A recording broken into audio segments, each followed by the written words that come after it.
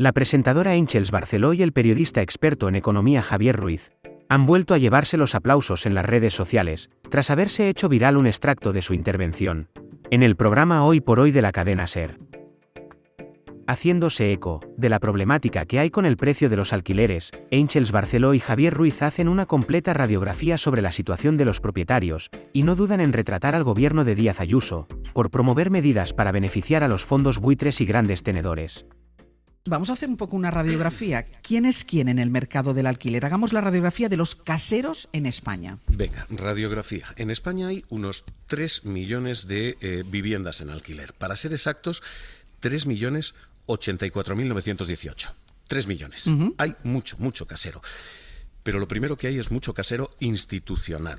En concreto, el 15% del total, más de 400.000 caseros, son personas jurídicas. Es decir, fondos buitre, fondos de inversión, tienen 175.000 viviendas, o otro tipo de sociedades. Otro tipo de sociedades tienen otras 270.000. Así que 15% en manos de fondos e inversores. Si a eso le sumamos 320.000 viviendas de titularidad pública, otro 10% más, el resultado primero que tenemos es que 1 de cada 4 viviendas en España tienen como casero a una institución, no a una adorable ancianita, sino a un fondo, en su mayoría especulativo.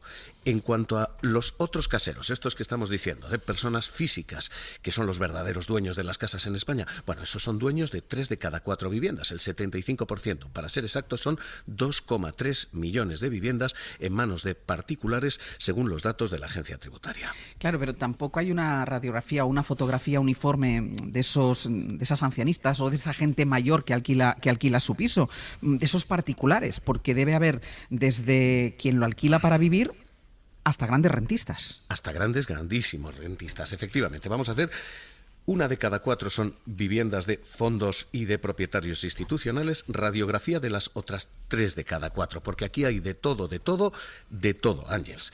Datos de la agencia tributaria, datos de Hacienda, revelan que la mitad de los caseros en España son pequeños caseros. Tienen 1 o 2 casas. En total son 1.163.000 propietarios. Para ser exactos, es la mitad, hasta el punto de que son el 50,1% exactos. Pequeños caseros. Y esos son los caseros que, sinceramente, apenas ganan. Con 1 o 2 viviendas tienen una entrada de fondos de 30.000 euros brutos con esas viviendas. Así que la mitad del parque inmobiliario, efectivamente, son caseros que tienen su casa, la alquilan, viven con esto. Pero a partir de ahí, la otra mitad, Àngels, son rentistas de un calibre absolutamente fenomenal. Hay casi 1 millón de caseros que tienen entre 3 y 4 casas. Hay otros 200.000 que tienen entre 6 y 10 casas.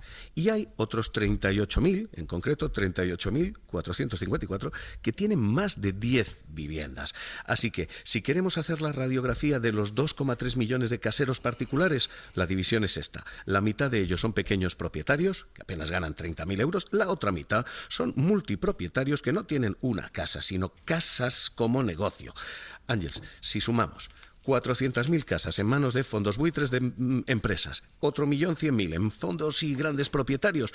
Lo que tienes es medio parque inmobiliario que puede tener esa relación de solidaridad y de empatía con sus inquilinos, pero otro medio parque que está en manos de alquileres especulativos. No hay otra forma de contar esto.